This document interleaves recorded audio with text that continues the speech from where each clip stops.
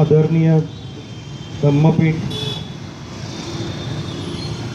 आदरणीय भंते सुगत बोती महाथेरो भंते करुणानंदजी थेरो, दौलतदादा खरात, लक्ष्मणजी मगरे आणि उपस्थित सर्व माझे मित्रमंडळी, आज या ठिकाणी मला असं सांगण्यात आलं की इथे कुठलंही राजकीय वक्तव्य करायचं नाही, कारण आपला धम्माचा कार्यक्रम आहे आणि मी फक्त धम्माचंच बोलणार आहे. तर तरी एक पार्श्वभूमी म्हणून एक दोन गोष्टी मला आठवल्या. मागच्या काही दिवसापासून आपल्याकडे सर्जिकल स्ट्राईक फार गाजत आहे. सकाळी येताना मी सरसंघचालक यांचं भाषण ऐकलं, त्यामध्ये त्यांचा उल्लेख आलेला आहे सर्जिकल स्ट्राईक. आणि आपला जे धम्मरत्न मित्रमंडळ आहे त्यांचा एक जो ग्रुप आहे व्हॉट्सॲप ग्रुप, 2-3 दिवसापूर्वी मी एक पोस्ट बघितली, त्याच्यामध्ये आमचे एक सदस्य राजेश पाटील यांनी ती पोस्ट टाकली की सर्जिकल स्ट्राईक पहिले कोणी केली तर शिवाजी महाराजांनी केली, आणि त्यांनी ते सगळं वर्णन केलं की स्ट्राईक काय असतं, कसं कसं असतं. तर मित्रांनो, थोडा आपण इतिहासात मागे जाऊया की जे सर्जिकल स्ट्राईक जो प्रकार आहे, तर तत्कालीन भारतामध्ये, प्राचीन भारतामध्ये ज्यावेळेस अशोक हा एक राजकुमार होता आणि अशोक राजकुमाराने सर्जिकल स्ट्राईक करत करत जी सुरुवात केली आणि तो केव्हा सम्राट झाला आणि केव्हा कलिंग घडलं हे त्यालासुद्धा कळालं नाही. तर सम्राट अशोक झाल्यानंतर जे सर्जिकल स्ट्राईकमधनं तो विध्वंस झाला आणि जे पोस्टमॉर्टम झालं, मी त्याला पोस्टमॉर्टम म्हणेन, की लाखो लोक ज्यावेळेस तिथे मारले गेले आणि त्यावेळेस अशोकाला वाटलं की आता हे बस झालं, आता आपल्याला बदलायला पाहिजे, आणि त्यानंतर त्यांनी धम्माची दीक्षा घेतली आणि ते एक धम्म परिवर्तन त्या दिवशी झालं. त्याला आपण अशोक विजयादशमीसुद्धा म्हणतो. तर मित्रांनो, मी थोडी पार्श्वभूमी, पहिलं धम्मचक्र अनुप्रवर्तन ज्यांनी केलं ते तथागत भगवान बुद्ध यांनी ज्यावेळेस हे अनुप्रवर्तन केलं तर त्या दिवशी फक्त 5 लोक उपस्थित होते. 5 लोकांनाच त्यांनी त्यांचा मिळालेलं ज्ञान त्यांनी सांगितलं, फक्त 5 लोक. आणि या 5 लोकांमध्ये आज आपल्याकडे आपण एक व्हायरल शब्द वापरतो, कुठली पोस्ट व्हायरल झाली, एका क्षणामध्ये अनेक लोकांना, लाखो लोकांना माहिती जाते. कालची जी घटना झाली नाशिकमध्ये, तर त्यांनी ते इंटरनेट बंद केलेलं आहे, कारण खूप लवकर माहितीचा प्रसार होतो. पण त्या काळामध्ये तथागतांनी ज्यावेळेस 5 लोकांना जे ज्ञान सांगितलं, ते ज्ञान त्या काळामध्ये इतकं व्हायरल झालं, इतक्या लवकर आणि इतक्या तातडीने त्याचा प्रसार झाला, कारण लोकांना पटलेलं होतं. आणि ते ज्ञान आपल्या औरंगाबादच्या पैठणमध्ये सुद्धा आलं. आणि पैठणचं एक ब्राह्मण, बावरी त्यांचं नाव होतं, ते स्वतः तिकडे तथागतांना भेटायला गेले, असा एक इतिहासामध्ये नोंद आहे. तर भगवंताचं जे ज्ञान आहे ते खूप लवकर पसरलं आणि हे पसरत पसरत पूर्ण देशामध्ये, तत्कालीन देश. आणि दुसरं धम्मपरिवर्तन जे झालं, प्रवर्तन जे झालं, आपण असं मानतो की जे सम्राट अशोकाने केलं. अशोकाने ज्यावेळेस बौद्ध धम्माचा स्वीकार केला, त्यांनी आपले मुलीला बाहेर पाठवलं, त्यांच्या राज्याच्या बाहेर, प्रामुख्याने श्रीलंकेमध्ये ते गेले. हे एक आपल्याला उदाहरण असलेलं लक्षात येतं. त्यानंतर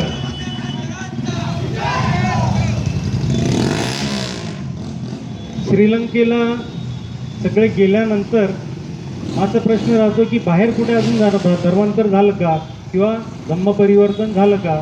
तर दादांनी आता जसं सांगितलं की जगातील एकमेव अशी घटना झाली 14 ऑक्टोबर 56 रोजी बाबासाहेब आंबेडकरांनी आपल्याला धम्मक्रांती केली आणि आपण लाखो लोक त्या दिवशी बौद्ध झालो. ते 3 घटना आपल्याला प्रामुख्याने माहिती आहेत. पण जसं जसं मी अभ्यास करत गेलो, संशोधन करत गेलो, तर अनेक गोष्टी मला लक्षात आल्या. एक फार महत्त्वाचं धम्मचक्र परिवर्तन झालेलं आहे आणि ते झालेले चीनमध्ये. चीन या देशामध्ये आपल्याला माहिती असेल की आपल्याकडे जगातील पहिलं विद्यापीठ होतं नालंदा, तक्षशिला, विक्रमशिला, उज्जैनी अशा अनेक विद्यापीठं त्या काळात होती. आणि या विद्यापीठातनं हे बौद्ध विद्यापीठात आणि ह्या विद्यापीठातनं जे ज्ञान द्यायचे आपल्याला माहिती आहे की साधारण 7व्या-8व्या शतकामध्ये आपल्याकडे जे आक्रमण होत गेले, इस्लामिक जे इन्व्हेडर्स आले, तर त्यांनी संपूर्ण बौद्ध जे विद्यापीठं होती ती नष्ट केली. बौद्ध भिक्खूंना त्या ठिकाणी कत्ल करण्यात आले. लाखो बौद्ध भिक्खू त्या काळात मारले गेले. काही बौद्ध भिक्खू हे तिथून बाहेर जाण्यात यशस्वी झाले, ते तिबेट वगैरे भागात चालले गेले. तर हे खूप मोठं आपल्याकडे एक लक्षात आधी घटना झालेली आहे. आणि नालंदाबद्दल असं म्हणतात की त्यांचं जे लायब्ररी होती तर 6 महिनेपर्यंत ती जाळत होते. 6 महिने एवढी पुस्तकं आपण जाळली आणि त्या क्षणी बौद्ध धम्म आपल्या भारत देशातून नष्ट झाला. पण मी याच्यामुळं म्हटलं की चीनमध्ये जी दुसरी धम्मक्रांती झाली त्याचं कारण असं की नालंदाचे जे विद्यार्थी होते ते चीनवरून बऱ्याच प्रमाणात आलेले होते. आणि त्या लोकांनी व्यानसँग, फायानी, जे आता आपल्याला 2च नावं माहिती आहेत, पण असे हजारो असे विद्यार्थी होते. त्यांनी संपूर्ण जे ज्ञान आहे नालंदाचं हे त्यांनी संस्कृत, पाली, प्राकृतमधून ते चीनी भाषेमध्ये त्याचं ट्रान्सलेशन केलं आणि त्यांनी ते घेऊन गेले. आणि आपल्याला बघायला मिळतं की तिथे कोणीही बौद्ध भिक्खू न जाता संपूर्ण चीनमध्ये धम्मक्रांती झाली आणि संपूर्ण एवढा मोठा आज देश आजपर्यंत बौद्ध आहे. ते चीनमध्ये एक परिवर्तन घडलेलं आहे. मग आपण पुढे जाऊया.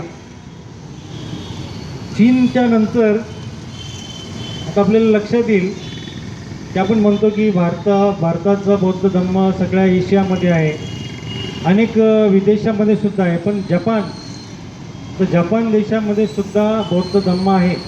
तर त्याचा एक ज्वलंत इतिहास मी तिथे बघून आलो. एक पार्श्वभूमी सांगतो.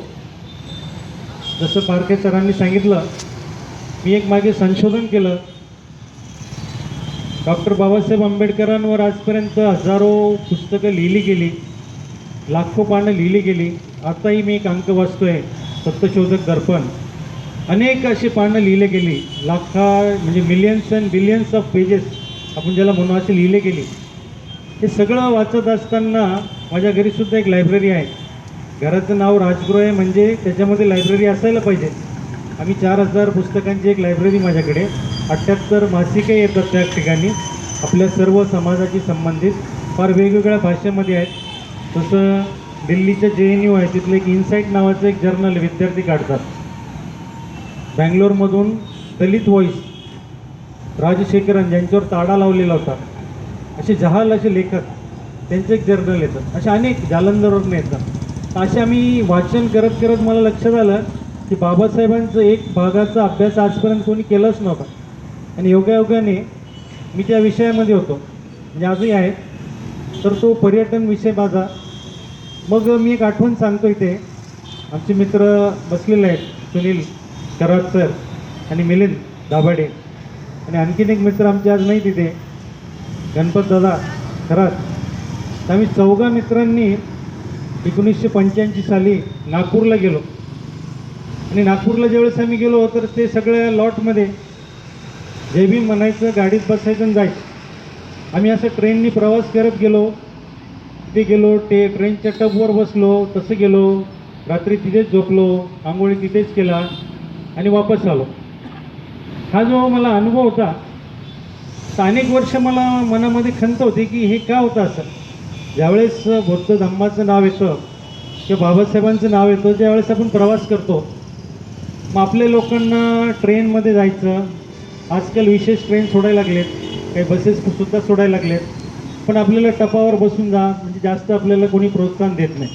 एकीकडे मी बघायचो की विविध अशा ज्या आपल्याकडे धर्म आहेत त्यांच्यासाठी विशेष सवलती देण्यात येतात. लाखो करोडो रुपयांचा निधी त्या ठिकाणी उपलब्ध करून दिला जातो. जसं की आपल्याकडे एक पवित्र अशी हज यात्रा असते. हज यात्रेला आपल्याला औरंगाबाद विमानतळावरून सुद्धा आज विमान उपलब्ध झालेलं आहे. एवढ्या सोयी सुविधा दिलेल्या आहेत शासनाने. मग आपल्याला वैष्णोदेवीची यात्रा आहे, त्या ठिकाणी सुद्धा अनेक सुविधा दिल्या जातात. मग ज्या तथागताने त्यांच्या महापरिनिर्वाण सुत्तामध्ये जे म्हटलेलं आहे की बुद्धाचा ज्यावेळेस अंत होणार होता त्यावेळेस जे त्यांनी उपदेश केला आनंदाने विचारलं तथागतांना की तुमच्यानंतर काय, तर ते महापरिनिर्वाण सूत्रामध्ये त्यांनी स्पष्ट केलेलं आहे. त्यांनी असं म्हणलेलं आहे की मी गेल्यानंतर हे 4 जे असे ठिकाण आहेत माझ्या जीवनाशी संबंधित, या ठिकाणी तुम्ही जायचं आणि एक धम्मयात्रा काढायची आणि तुम्ही त्या ठिकाणी जाऊन आल्यानंतर तुम्हाला योग्य दिशा मिळेल, तुम्हाला आयुष्यात काय करायचं हे सगळं त्या ठिकाणी तुम्हाला कळेल. हा जो उपदेश बुद्धांनी दिला त्याचा विसर आपल्या सगळ्यांना पडलेला आहे आणि आजही आपल्याला धम्मयात्रा करण्यासाठी कोणीही कुठलीही सवलत देत नाही. ही खंत माझ्याकडे अनेक वर्षामध्ये माझ्या मनामध्ये होती. मग शेवटी मी एक संशोधन करायचं ठरवलं आणि संशोधनाच्या माध्यमातून मी हे असं सिद्ध केलं आणि मी अभ्यास केला की बाबासाहेब आंबेडकरांच्या जीवनाशी असे अनेक स्थळ आहेत, तर त्या ठिकाणी आपण लाखोच्या संख्येने जातो. चैत्यभूमीला जातो, दीक्षाभूमीला जातो, आपल्या विद्यापीठ गेटला येतो, कधी महाडला जातो, अनेक ठिकाणी जातो, तर आपण आपलंच जातो, आपल्याला कुठलीही सवलत भेटत नाही. मग हा भेदभाव का आणि ह्या ठिकाणचं डेव्हलपमेंट का होत नाही? तर मी असा एक स्टडी केला, cultural tourism development, study of the places related with the life of doctor B.R. Ambedkar. याचा मी 2-2.5 वर्ष अभ्यास केला. त्याचा अहवाल मी युनियन HRD मिनिस्ट्रीकडे पाठवला, त्यांच्याकडनं मला फंडिंग भेटलं होतं. हा अहवाल मी तिथे दिला. मग पर्यटन मंत्रालयामध्ये त्यांच्याकडे दिला, सांस्कृतिक मंत्रालय, महाराष्ट्र शासन, रेल्वे मंत्रालय, मी सगळ्यांसाठी सूचना केलेल्या काय काय व्हायला पाहिजे. मी योगायोग 14 साली माझा हा प्रकल्प संपला. मी अहवाल सादर केला आणि मागच्या 11 ऑक्टोबर 2015 रोजी आपले भारताचे पंतप्रधान नरेंद्रजी मोदी यांनी 5 तीर्थांचा म्हणजे पंचतीर्थांचा उल्लेख केला. बाबासाहेबांशी संबंधित अशी 5 स्थळं त्यांनी सुद्धा आयडेंटिफाय केली. जी मी 8 स्थळांचा अभ्यास केला त्याच्यापैकी 5 स्थळं स्वतः पंतप्रधानांनी पण लक्षात घेतली आणि त्यांनी त्या 5 स्थळांचा विकास करण्याची घोषणा केली आणि त्याचं कार्यसुद्धा सुरू झालं. ते एकीकडे हे होत आहे. मग ह्या निमित्ताने हे संशोधन आमचे मान्य कुलगुरू प्रोफेसर B.A. चोपडे सर यांनी ज्यावेळेस बघितलं, वाचलं, तर त्यांनी मला सांगितलं की सर तुम्ही हे संशोधन तुमचं आपल्या सर्वांसमोर ठेवा. तर त्यांनी माझं मागच्या वर्षी याच दिवशी 14 ऑक्टोबर 2015 रोजी माझं एक विशेष व्याख्यान विद्यापीठाच्या सभागृहामध्ये ठेवलं. 800-900 लोक त्या दिवशी आली, सगळे प्रोफेसर, स्कॉलर्स, विद्यार्थी, काही नागरिक आले. मी त्यांच्यासमोर एक प्रेझेंटेशन दिलं, doctor Babasaheb Ambedkar culture, heritage and tourism. म्हणजे मी पहिल्यांदा हा असा एक अभ्यास केला की आपल्याकडे बौद्ध संस्कृती आहे, बौद्ध वारसा आहे, पण आपल्याकडे आंबेडकर संस्कृतीसुद्धा आहे आणि आंबेडकरांचा वारसासुद्धा आहे. हे एक नवीन प्रकारचं एक संशोधन जे आतापर्यंत कोणी हात लावला नव्हता, तो विषय घेऊन मी संशोधन केलं. आणि कुलगुरू मी 2 तास त्या दिवशी बोललो आणि माझ्या प्रेझेंटेशन नंतर कुलगुरू 50 मिनटं बोलले आणि ते 50 मिनटाच्या नंतर त्या काळामध्ये त्यांनी अनेक गोष्टी, अनेक त्यांचे टिप्पणी त्यांनी केली की काय काय चांगलं केलं आणि अजून चांगलं काय करता येईल. आणि त्यांनी त्या दिवशी जाहीर केलं की 125वी जी जयंती आहे बाबासाहेबांची, त्या दिवशी विद्यापीठ स्वतः हे तुमचं संशोधन प्रकाशित करेल आणि त्यांनी त्याच प्रकारे हे पुस्तकरूपी ते प्रकाशित केलं, ते संशोधन. आणि हे झाल्यानंतर मुख्यमंत्री देवेंद्र फडणवीस आणि आपल्या जपान गव्हर्नमेंटमध्ये आपला एक करार आहे. तर कोयासान नावाचं ते एक विद्यापीठ आहे त्या ठिकाणी जपानमध्ये, वाकायामा प्रदेशामध्ये. तर त्या ठिकाणी बाबासाहेब आंबेडकरांचा एक पुतळा उभारलेला आहे. त्याचं अनावरण करण्यासाठी मुख्यमंत्री गेले, कुलगुरू गेले आणि त्या ठिकाणी मुख्यमंत्र्यांनी सांगितलं की 125वी जयंती आम्ही जपानमध्ये साजरी करू. आणि साजरी करण्यासाठी त्यांनी आपल्या कुलगुरूंना सांगितलं की तुमच्याकडले, म्हणजे त्यांनी महाराष्ट्रामध्ये सांगितलं की तुमच्याकडे खूप जो प्रभावी आणि वेगळं काही बाबासाहेब सांगू शकतो असं एक तुम्ही प्राध्यापक, संशोधक आम्हाला द्या. आणि तसं माझं नॉमिनेशन झालं आणि मी मागच्या 21 एप्रिलला जपानच्या दौऱ्यावर निघालो. 18 एप्रिलला निघालो मी, 21 एप्रिलला आमचा कार्यक्रम झाला. तर कार्यक्रमाचं मी थोडक्यात वर्णन करेन. ते जपानच्या वाकायामा प्रांतामध्ये, वाकाया म्हणजे राज्य आहे, तर त्या ठिकाणी कोयासान एक स्थळ आहे. तर त्या ठिकाणी बौद्ध विद्यापीठ आहे, 130 वर्ष जुनं कोयासान विद्यापीठ. तर या कोयासान विद्यापीठामध्ये माझं व्याख्यान ठेवण्यात आलं. मला 1 तास वेळ दिला आणि या खास कार्यक्रमासाठी ऑफिशियल कार्यक्रम असल्यामुळे मला स्टेट प्रोटोकॉल दिलेला होता. मी विमानातून बाहेर आलो त्यावेळेस लोक तिथे आलेले, 2 गाड्यांचा ताफा. ते 8 दिवस मी राज्य शिष्टाचार काय असतो ते अनुभव घेतला. तर मी त्या ठिकाणी गेलो. खास या कार्यक्रमासाठी महाराष्ट्राचे तत्कालीन गृहराज्यमंत्री आणि पर्यटन मंत्री प्राध्यापक राम शिंदे हे उपस्थित झालेले होते त्या ठिकाणी. आणि वाकायामाचे जे उपमुख्यमंत्री आहेत आणि त्यांचं पूर्ण मंत्रिमंडळ त्या ठिकाणी त्यांनीसुद्धा उपस्थिती नोंदवली. भारताचे जपानमधील राजदूत आणि त्यांचे कॉन्सल जनरल हे सुद्धा त्या कार्यक्रमासाठी उपस्थित राहिले आणि हा संपूर्ण असा ऑफिशियल कार्यक्रम झाला. मी त्या ठिकाणी 1 तास बोललो आणि हे सगळं 8 दिवसाचं वास्तव असताना मला अनेक गोष्टी कळाल्या. आता मी जपानमध्ये 3री धम्मक्रांती झाली त्याबद्दल आता बोलणार. तर जपानमध्ये आपण असं बघतो की ते फार लांब आहे देश, आपलं सहसा संबंध येत नाही. जसं चीनमध्ये बौद्ध धम्म गेला पण जपानमध्ये काही गेलेलं नव्हतं.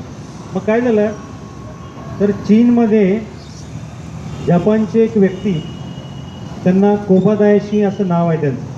कोबादायाशी हे जपानवरून चीनला गेले. तो समुद्र पार केला, चायनाचा जो सी आहे ते पोहून गेले. 22 वर्ष त्या ठिकाणी त्यांनी राहिले. 22 वर्ष बौद्ध धम्माचा त्यांनी अभ्यास केला. ते बौद्ध झाले आणि वापस येताना ते 2 बोट घेऊन आले. ते 2 बोट घेऊन आले आणि त्या ठिकाणी त्या 2 बोटमध्ये असे हजारो पुस्तकं त्या ठिकाणी त्यांनी चायनीज भाषेमध्ये आणि संस्कृत भाषेमध्ये, संस्कृत आणि चायनीज भाषेमध्ये पुस्तकं घेऊन ते जपानला वापस आले. आणि जपानला आल्यानंतर जपानचे जे सम्राट होते त्यांना जाऊन भेटले आणि मी हा असं एक नवीन इथे धम्म घेऊन आलेलो आहे, ते धम्माची मला या ठिकाणी स्थापना करायची, तर मला एक असं स्थान द्या की ज्या ठिकाणी कुठलाही त्रास होणार नाही आणि आम्हाला त्या ठिकाणी ज्ञानधारणा वगैरे करता येईल. आणि त्या ठिकाणी सम्राटांनी त्यांना माउंट कोया, म्हणजे कोया नावाचे एक, जो आपल्याकडे जसं हिमालय आहे तसा तो माउंट कोया, याचं एक कमळाच्या फुलासारखं जे आकार असलेलं एक माउंटेन रेंजेस, तर त्या ठिकाणी त्यांनी संपूर्ण माउंटेन त्यांना देऊन टाकलं आणि त्या ठिकाणी त्यांनी बौद्ध धम्माची स्थापना केली आणि त्याला आपण शिंगॉन बुद्धिझम म्हणतो. तर मला तो योग आला त्या ठिकाणी जाण्याचा आणि त्या ठिकाणी गेल्यानंतर मी जे अनुभवलं ते अद्वितीय असं म्हणावं लागेल. कारण त्या कोयासान गावामध्ये तंतोतंत बुद्धिझम पाळला जातो, बौद्ध धम्म. आणि ते केव्हापासून पाळला जातो, तर साधारण 1200 वर्षापूर्वी. म्हणजे आपल्याकडे 8व्या शतकामध्ये ज्यावेळेस बौद्ध धम्म लुप्त झाला होता, अस्त व्हायला लागला होता किंवा संपला होता, त्याच काळामध्ये जपानमध्ये याचं रिवायवल झालेलं होतं. कोबादायाशी यांनी त्याचं रिवायवल केलं आणि आपल्याकडे तो हळूहळू लुप्त झाला. आपल्याला माहिती आहे की 8व्या शतकामध्ये आपल्या आदिशंकराचार्य यांनी रिवायवल ऑफ हिंदुइझम केलं, म्हणजे हिंदुइझमला रिवाईव्ह केलं. तोपर्यंत हिंदुइझम आपल्याकडे नष्ट झाला होता, पण त्यांनी रिवाईव्ह केलं. 4 धामांची पीठांची स्थापना केली, पुन्हा आपल्याकडे एक हिंदू राष्ट्र झालं. मग बौद्ध राष्ट्र कुठे झाले, तर भारताच्या बाहेर. तर त्या ठिकाणी मग ते बौद्ध राष्ट्र झालं आणि त्यांनी त्यांच्या बुद्धिझमला नाव दिलं शिंगॉन बुद्धिझम. तर त्या ठिकाणी काय आहे, तर हे जे माउंट कोयासान आहे किंवा त्याला कोयासान जे गाव आहे, त्या कोयासान गावामध्ये आपल्याला जायला याच्यावरनं जावं लागतं. तिथे विमान जात नाही, ट्रेन जात नाही, फक्त रोडनी रस्ता आहे किंवा तिथे एक ट्रेक आहे, तर पायी जावं लागतं. तर पायी जाण्यासाठी साधारण 9 दिवस लागतात पूर्ण डोंगर चढून वर जायला. आणि ती जशी त्यांची एक धम्मयात्राच आहे. अनेक लोक तिथे, हजारो लोक दरवर्षी त्या ठिकाणी पायी जातात. तर ह्या ठिकाणी अनेक असे, म्हणजे अनेक म्हणण्यापेक्षा संपूर्ण गाव हे बौद्धमय आहे. आणि 1200 वर्षपूर्वी असलेलं जो जपान आहे किंवा तसल्या प्रकारची घरं आहेत, घरं म्हणजे तिथं नाहीच आहेत, त्या ठिकाणी सगळे बौद्ध मंदिर आहेत आणि बौद्ध मंदिर हे सगळे लाकडामध्ये. आणि आजही त्या ठिकाणी पलंग नाही. त्या ठिकाणी कुठलीही सोयीसुविधा नाही, फक्त इलेक्ट्रिसिटी आहे. त्या ठिकाणी आपल्याकडे हीटर्स आहेत आणि त्या ठिकाणी AC वगैरे नाही, कारण ते थंड हवेचं ठिकाण आहे. आणि त्या ठिकाणी फक्त टॉयलेट्स जे आहेत ते थोडे वेस्टर्न आहेत, बाकी ती संस्कृती सगळी तीच आहे. तिथे म्हणजे लोक कपडे कुठले घालतात तर 1200 वर्षापूर्वी जसे होते तसे, ते रोप जापानीज लोक घालतात. आपण जसे बाथरूममध्ये कोणी लोक घालतात तसे रोप, तर तसा प्रकारचं ते प्रत्येकजण ते वस्त्र घालतात. त्याचबरोबर ते मंदिरामध्ये 4 वेळेस त्या ठिकाणी प्रार्थना होते. आता आपल्या ठिकाणी, आपल्या इकडे, आपल्या देशामध्ये आपण जरी बौद्ध असलो तर मलाही स्वतःलाही लाज वाटते आणि आपल्यालाही वाटत असेल की आपण असं दिवसातला एकदा तरी वंदन करतो का? तर नाही करत. वर्षामध्ये किती वेळेस करतो? 4 वेळेस, 5 वेळेस, ते जाहीर कार्यक्रमामध्ये किंवा घरी कुठे एखादी घटना असेल, एखादा वाढदिवस असेल, त्यावेळेस आपण हे करत असतो. तर हे आपल्याकडे फार कमी आहे. तर त्या ठिकाणी दिवसातून 4 वेळेस कंपल्सरी हे बौद्ध धम्माचे अनेक त्या विधी पार करतात. आणि त्या ठिकाणी जेवण तर नॉनव्हेज कोणीच खात नाही, नॉनव्हेज त्यांच्याकडे नाहीच आहे. जरी खाली जपानच्या इतर प्रांतामध्ये ते खाल्ले जातात, पण त्या ठिकाणी काही नाही. आणि त्या ठिकाणी ह्या डोंगर रांगामध्ये भेटलेले असे अनेक असे छोटे मोठे जे श्रब्स आहेत, किंवा ते आपल्याला काही त्याला मला नाव सांगता येत नाही मराठीमध्ये ते, तर त्या ठिकाणी वेगवेगळे असे जे ऑर्गॅनिक फूड आहेत, तर हे सगळं. आणि ते एका वेळेस खाली बसून जेवतात. ते जसं आपल्याकडे पाट टाकून आपण बसतो, तर त्यासमोर एक छोटा असा एक टेबल असतं चौरस, तर त्या ठिकाणी 21 अशा वाट्या असतात. आणि या वाट्यामध्ये अलग अलग असे सगळे आपले पदार्थ असतात जेवणाचे, त्याच्यामध्ये अनेक प्रकारचे सूप असतात. ते असं सगळं सेवन करतात. 4 वेळेस ते प्रार्थना करतात. आणि जेवणाच्या वेळा पण त्यांच्या ठरलेला आहे. आणि सायंकाळी 6:30 ते 7पर्यंत हे सगळे लोक झोपून जातात. हे वेगवेगळ्या प्रकारचं बुद्धिझम त्या ठिकाणी आपल्याला बघायला मिळतं. आता आपल्याकडे काय होतं, आपण जरी आता बौद्ध झालो, आता 60 वर्ष झाली, आपल्यामध्ये खरंच परिवर्तन झालेलं आहे का? आपल्याला सगळ्यांसाठी प्रश्न आहे की आपण आता बदललेलो आहेत का? आणि येणारा काळ आपल्याला लक्षात येईल की अनेक आता वादविवाद होत आहेत समाजामध्ये, देशामध्ये, जगामध्ये. आणि आपण जर सर्वांनी बौद्ध धम्माचं पालन केलं तर आपल्या जगातील अनेक प्रश्न सुटू शकतात असं मी मानतो. कारण तुम्ही सादर आहे, तुम्ही खूप मोठे विद्वान व्हायला नाही पाहिजे. बौद्ध धम्मामध्ये 4-5 काही आपल्याला गोष्टी लक्षात आला, जसे की तृष्णा ठेवलीच नाही. म्हणजे आपल्याला बुद्धांनी म्हटलेलं आहे, root cause of all sufferings in the world is desire. ही तृष्णाच आपल्या मनामध्ये नसली तर अनेक प्रश्न आपले तिथेच सुटतात. आणि त्यासाठी त्यांनी मार्गसुद्धा दाखवलेला आहे. एक महत्त्वाचं एकच ओळ मी सांगतो, सुरा मेरे मज्ज पमात ठाना वीरमणी. याचा अर्थ जर आपण समजून घेतला, फक्त एकाच लाईनचा, एका वाक्याचा, हे जर आपण समजून घेतलं, प्रत्येकाला माहीत वीरमणी, आपण त्याच्यापासून दूर राहायचं. तर वेर आपण करतच नाही. आणि हे सगळे त्याचं सेवन केल्यामुळे अनेक निर्माण होतात. तर अशा छोट्या छोट्या गोष्टी जरी आपण धम्मातल्या पाळलो तर आपल्यामध्ये सुद्धा खूप मोठं परिवर्तन होऊ शकतं. आणि त्याचबरोबर आपल्याला जे अनेक असे देशामध्ये आणि विदेशामध्ये किंवा जगामध्ये जे अनेक गोष्टी घडत आहेत त्यापासून आपण दूर राहू शकतो. तर मी अजून काही बोलावं असं मला वाटत नाही, की आपल्याला ऐकायचं असेल तर काही बोलतो किंवा काही आपण संवादही साधू शकतो. तर काही गोष्टी आम्ही काय करायला पाहिजे, काय नाही करायला पाहिजे याच्यासाठी काही तुम्हाला सांगतो. जसं दादांनी सांगितलं, दौलतदादा खरातांनी, की जोर जबरदस्तीने किंवा तलवारीच्या जोरावरती धर्मांतर झालेलं आहे. खरं आहे. दाभाडी गावीमध्ये आमचं जे गाव आहे दाभाडी, त्या ठिकाणी रझाकारांच्या काळामध्ये अनेक लोकांना मुसलमान करण्यात आलं. पण ते 6-8 महिने किंवा वर्षानंतर पुन्हा महार झाले, तर ते परिवर्तन त्याच काळात झालं. पण हे जे चालू होतं याचं लोन सगळीकडे पसरलेलं होतं आणि हे असं चालूच राहणार आहे. पण आपण आज बौद्ध झालो तर आपण काय करायला पाहिजे? तर मी असं म्हणेल की आपली जी बौद्ध संस्कृती आहे, बौद्ध वारसा आहे, तो आज आपण जपायला पाहिजे आणि तो त्याचा प्रचार प्रसार करायला पाहिजे. तर कसं, तर जसं मी सांगितलं की आपण घराला नाव देतो राजगृह, कारण हे बुद्धाचं नाव आहे, बाबासाहेबांच्या बंगल्याचं नाव आहे. पण हे जर दिलं तर त्यासारखं आपण ते घर पण ठेवायला पाहिजे. त्या घरामध्ये तेवढे पुस्तकं असायला पाहिजे. मी अनेक मोठे अधिकारी बघितले, त्यांच्याकडे Babasaheb Ambedkar writings and speeches volume असतात 20-25. मी सहज एखाद्या वेळेस कोणाच्या घरी गेलो, मी काढून बघतो, अख्खं कोरं असतं पुस्तक, त्याला थुक्का लावून एकही पान पलटवलेलं नसतं. म्हणजे याचा अर्थ आहे की आपण वाचनच केलेलं नसतं. आपल्याकडे असे अनेक राजकीय नेते आहेत ज्यांनी कधी बाबासाहेबांचं संपूर्ण वाचन केलं नाही, 10 पुस्तकंसुद्धा वाचलेलं नाही. असे अनेक लोक आहेत. आपण स्वतः, आपण जे विद्यार्थी आहोत, ते आपण एक कुठे नोकरी करतो, तर आपण वाचन करायला पाहिजे. फक्त संग्रह न करता आपण त्याचं वाचन करायला पाहिजे.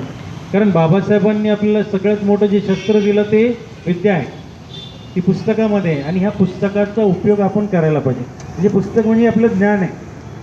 आणि बाबासाहेब आंबेडकर, तुम्हाला तुमच्या फक्त एक ज्ञानात थोडी भर म्हणून काही गोष्टी मला सांगावं लागतात की बाबासाहेब आंबेडकरांबद्दल अनेक वेळेस त्याची टीका केली जाते की त्यांनी स्वातंत्र्य लढ्यामध्ये भाग नाही घेतला वगैरे वगैरे, अनेक गोष्टी बोलल्या गेल्या.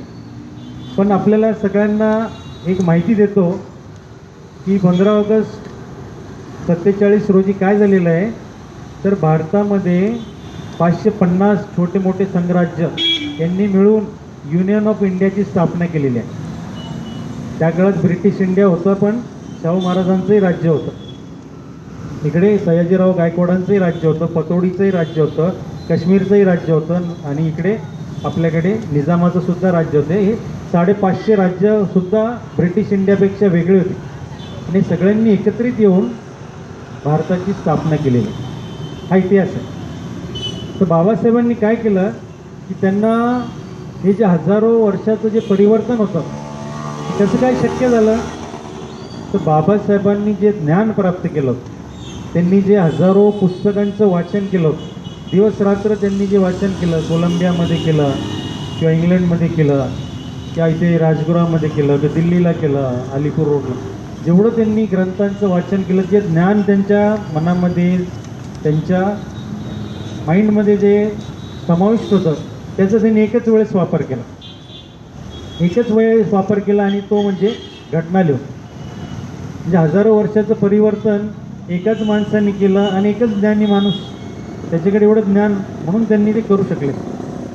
म्हणून मला हे सांगावं वाटतं की एक आपले बाबासाहेब आंबेडकर यांचं एवढं प्रचंड वाचन असल्यामुळे त्यांनी त्याचा वाचनाचा उपयोग करून घेतला.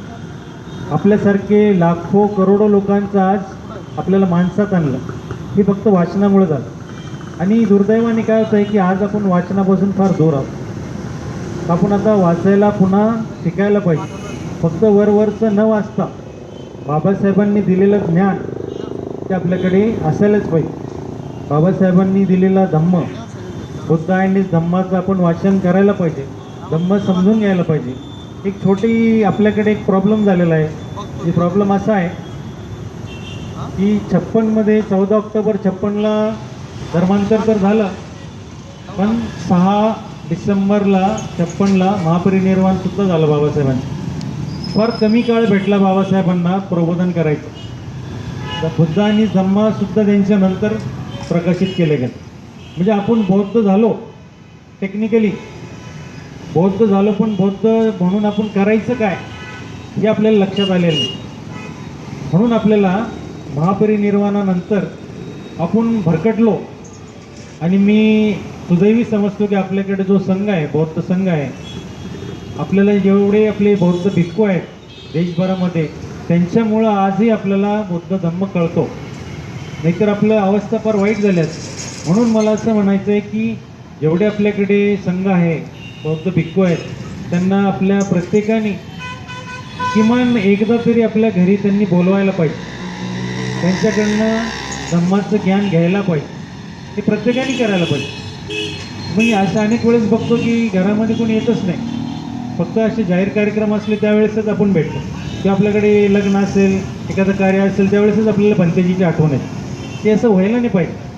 कारण बुद्धाच्या काळामध्ये, त्यांच्या काळामध्ये सगळ्या ठिकाणी बौद्ध भिक्खूंचा संचार असायचा. जे राजाला जरी वाटलं तर त्यांनी बौद्ध भिक्खूंचंच मार्गदर्शन घ्यायचं. आजही थायलंडसारख्या देशामध्ये ज्यावेळेस आपण जातो, त्या थायलंडचे राजे ज्यावेळेस बाहेर निघतात आणि त्यांना जर एक बौद्ध भिक्खू दिसले समोर तर त्या ठिकाणी थांबतात. त्यांचं पूर्ण गाड्यांचा ताफा थांबतो, ते स्वतः थांबतात आणि भिक्खूसमोर ते असे वंदन करतात आणि भिक्खूंना जाऊ देतात. ती एवढा आदर आज आपण जगभरामध्ये ठेवलेला आहे, पण तो आपल्याकडे अजून आपल्याला करायला लागेल. अशा अनेक छोट्या छोट्या गोष्टी आहेत त्या आपण सहज करू शकतो. तर मला असं सगळ्यांना आव्हान आहे की आपण हे करायला पाहिजे. म्हणजे 60 वर्ष झाले पण मला असं वाटत नाही की परिवर्तन झालं आहे. परिवर्तन झालं नाही, आपल्याला परिवर्तन अजून करायचं आहे. त्यासाठी बुद्ध समजून घ्यायला पाहिजे, आंबेडकर समजून घ्यायला पाहिजे आणि वारंवार असा आपण संवाद साधायला पाहिजे. तर मित्रांनो, जसं दादांनी मी त्याच्यावरून सुरू केलं होतं की आपण जो धर्मांतराचा मुद्दा होता, तर हे त्या काळात झालं, आमच्या गावामध्ये झालं, डावरगावला झालं, डासळ्याला झालं, अनेक ठिकाणी झालं. पुन्हा आपण महार झालो, नंतर बौद्ध झालो. पण आता काय करायला पाहिजे आपण? अशा अनेक आपण गोष्टी छोट्या छोट्या करू शकतो. मी त्याची 2-3 उदाहरण सांगतो. आमचे एक बंधू आहेत, त्यांचं नाव डॉक्टर BD सुरडकर. त्यांनी 20 वर्षापूर्वी चिवर घेतलेला आहे आणि ते आपल्या महाराष्ट्राचे आरोग्य उपसंचालक म्हणून रिटायर झाले. तर त्यांनी आज ते बौद्ध भिक्खू आहेत, त्यांचं नाव बनते जीवक बोधी. तर अनेक याच्यात ते बाहेरच असतात, थायलंडला बऱ्याच वेळेस असतात किंवा मग उत्तरेत असतात, बौद्धगयेला असतात, सारनाथला असतात. मागच्या अनेक वर्षापासून आमचं एक चाललं होतं की त्यांची या ठिकाणी एक जमीन आहे वेरूळच्या तिथे खाली पायथ्याला, आणि वेरूळला खूप मोठं एक आपल्याकडे आता हे एक बौद्ध मंदिर बांधायचं चाललं होतं. त्यांची खूप इच्छा होती, अनेक वर्षापासून ते प्रयत्न करत होते आणि त्या प्रयत्नांना आता यश आलं आणि त्यांनी मागच्या 1-2 आठवड्यापूर्वी 20 एकर जमीन ही थायलंडच्या बौद्ध संघाला दान केलेली आहे. तसं त्यांनी करार आणि हस्तांतरसुद्धा केलेलं आहे आणि त्या ठिकाणी साधारण आज 300 कोटीचं एक बौद्ध मंदिर त्या म्हणजे ज्या आपल्या थाई याच्यामधलं बनता येते तिथे, आणि त्याचबरोबर पुढे 1,500 कोटीचं त्या ठिकाणी प्रकल्प येतो. म्हणजे जगभरातील जे बौद्ध भिक्खू येतील किंवा नागरिक येतील किंवा पर्यटक येतील त्या ठिकाणी त्यांना राहण्यासाठी असे निवास व्यवस्था, म्हणजे ते एक 5 स्टार हॉटेलसारखंच आपण बांधतो आहे. हे एवढं मोठं काम आपल्या एका व्यक्तीने केलं. म्हणजे आपण संपत्तीच्या मागे लागतो, संपत्ती जमवत जातो. अशोकराजे होऊन गेले, अकबर होऊन गेले, चंद्रगुप्त होऊन गेले, अनेक लोक आले आणि गेले. आज मुघलांचे वंशज आहे, त्यांच्याकडे काही नाही. त्यांच्याकडे आज ते रिक्षा चालवतात, सायकल रिक्षा. हे जमीन जायदाद हे काही उपयोग नाही करत. म्हणून मी ते हे नाही म्हणणार की सगळं विका, पण धम्मासाठी काहीतरी करा. आपल्याकडनं जे शक्य होईल ते करा. किमान जर आपल्याला आपली बौद्ध संस्कृती टिकवायची असेल तर आपल्या मुलांचे नावं हे बौद्ध नावं ठेवा. आज आपण अनेक वेळेस बघतो की आपली संस्कृती कशी ठेवायची, वाचवायची कशी, तर आपल्याला आपले जे मुलं आहेत, नातू आहेत, त्यात होणारे आहेत, त्या ठिकाणी बौद्ध नावं द्या. मी सुद्धा माझ्या मुलांचे नाव नागार्जुन आणि सांची ठेवलेलं आहे. मी फार पूर्वीच ठरवलं होतं की हे वारसा आपल्याला ठेवायचं, जिवंत ठेवायचं. ज्यावेळेस आपण बिल्डिंग बांधतो तर बिल्डिंगमध्ये सुद्धा फक्त काचाची बिल्डिंग न बांधता बौद्ध स्थापत्य कला त्या ठिकाणी कुठेतरी आपण दाखवू शकतो का, हा सुद्धा विचार करा. आम्ही आमच्या घरामध्ये लेणीच बांधलेली, कारण उद्या अजिंठाची लेणी टिकल ना टिकल माहिती नाही, पण आपल्या मुलांना आपल्यालाही माहिती पाहिजे की ही बौद्ध लेणी अशी असते. म्हणजे स्थापत्यकला आपण वापरू शकतो, बौद्ध नावं वापरू शकतो, छोटे मोठे असे अनेक संस्कार करू शकतो आपल्या. तर हे जर आपण करत गेलो तर आपला धम्म टिकून राहील. त्याचं काय होईल, आता मला खूप वाईट वाटतं सांगायला की आजच्या दिवशी आपले अनेक लोक कुठल्या तरी देवीला गेलेले असतात. आणि मागच्या मी महिन्यात एक जस्ट असं लक्षात आलं की कुठला तरी पितृपक्ष चालू होता, तर त्या ठिकाणी अनेक लोक ते आणि दुसरा एक काहीतरी सण होता, तर अनेक महिला मंडळ त्या याचं पालन करत होत्या. हे सुद्धा आपल्याकडे चालू आहे अजूनही. ही फार वाईट गोष्ट आहे. हे सुद्धा आपल्याला बदलावं लागेल. अशा अनेक छोट्या मोठ्या गोष्टी आहेत. तरी आज मी इथे थांबेल, कारण आपल्याला बरेच वेळ झालेला आहे आणि संयोजकांनी, धम्मरत्न मित्रमंडळाने पुन्हा एकदा मला इथे बोलवलं, त्यांचे मी फार आभारी आहे. आणि धम्मरत्न मित्रमंडळ जे कार्य करतं ते खूप चांगलं आहे. ते स्वयंप्रेरित आहेत त्याचे सगळे लोक. आणि विशेष करून आपल्याकडे राजेश पाटील आहेत, तर त्यांनी जे कार्य हाती घेतलेलं आहे बोधिवृक्षासाठी, तर त्याचा सुद्धा खूप मोठ्या प्रमाणामध्ये आज बोधिवृक्ष आपल्या परिसरामध्ये दिसतात, आपल्या औरंगाबादमध्ये.